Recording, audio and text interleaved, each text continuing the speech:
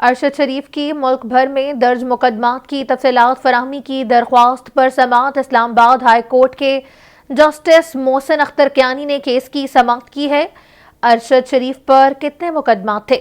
Justice Mohsin Akhtar Kayani کا استفسار۔ آخری اطلاعات کے مطابق 16 مقدمات تھے۔ وکیل بیرسٹر شعیب رزاق گوادر اور ملک کے دور دراز علاقوں میں بیٹھے شہریوں کی جانب سے یہ مقدمات درج ہو رہے تھے۔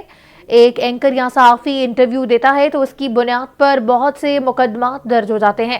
جسٹس محسن اختر کیانی: کیا 25 کروڑ عوام نے انٹرویو کے الفاظ سنے تو 25 کروڑ مقدمات درج ہو جائیں گے؟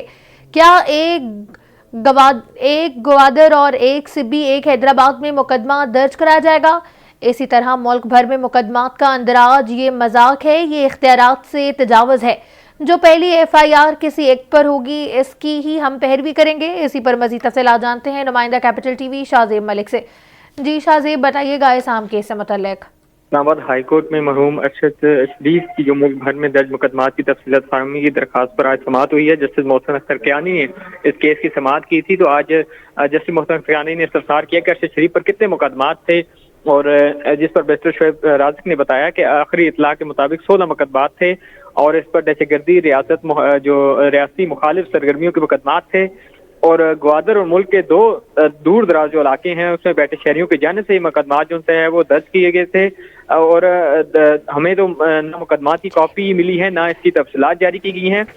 جسٹس محسن اختر کیانی نے ریمارک دی ہے کہ ایک اینکر یا صحافی انٹرویو دیتا ہے تو اس کی بنیاد پر کیا بہت سے مقدمات درج ہو جائیں گے؟ اگر 25 کروڑ عوام جو ہے وہ اگر انٹرویو سنتی ہے تو وہ ان کو 25 کروڑ جو عوام ہے وہ کیا مقدمات درج کرائے گی؟ اور کیا ایک گوادر میں اور ایک سبی میں اور ایک حیدرآباد میں مقدمات جو ہے وہ درج جو ہے وہ کروائے جائیں گے؟ عدالت کی جانب سے مزید اہم ریمارک دیے گئے کہ اس طرح ملک بھر کے مقدمات کا اندراج سے مذاق بنتا ہے اور اختیارات سے تجاوز ہے۔ یہ جس پر عدالت نے یہ بھی ریمارک دی کہ جو پہلی ایف آئی آر کسی ایکٹ پر ہوگی تو اسی کی پیروی ہوگی، اور یہ کام تو بھیڑ بکریوں والا ہے کہ ایسے ہی عوام کو ٹریٹ کیا جاتا ہے، اور ایک ہی انٹرویو پہ اتنے مقدمات کیسے درج ہوں گے؟ اور جو پہلا شخص ہے وہ آزادی دینی ہی نہیں تھی پہلے، اور اس کے علاوہ اسٹیٹ کو ایسے کام کرنے ہی نہیں چاہیے کہ اس پر لوگ جو ہے وہ ٹویٹ کریں یا اس پر بولیں، اور گوادر اور سبی اور جو دوسرے دور دراز علاقے ہیں اس میں مقدمات درج کرائے گئے ہیں، تو کسی کے خلاف اتنے مقدمات درج کرانا قانون کا مذاق ہے۔ تو سپریم کورٹ کے فیصلے کے مطابق تو ایک واقعے پر دوسری ایف آئی آر درج ہی نہیں ہو سکتی ہے۔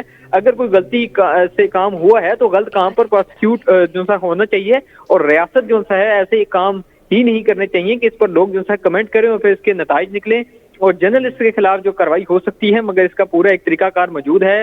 اور جسٹس محسن اختر کیانی نے مزید ریمارک دی ہے کہ آئندہ سماعت پر یہ بتائیں کہ ایف آئی آر کا سٹیٹس کیا ہے، کیا ایک ہی ٹویٹ یا انٹرویو پر مقدمات جو ہے درج ہوئے ہیں، اور تمام جو ایف آئی آر کو ریکارڈ پر رکھیں، اور لوگوں کا کام ہے کہ درخواستیں دے کر پرچے کرائیں۔ تو تربت اور جو بہت شکریہ شاہزیب ملک۔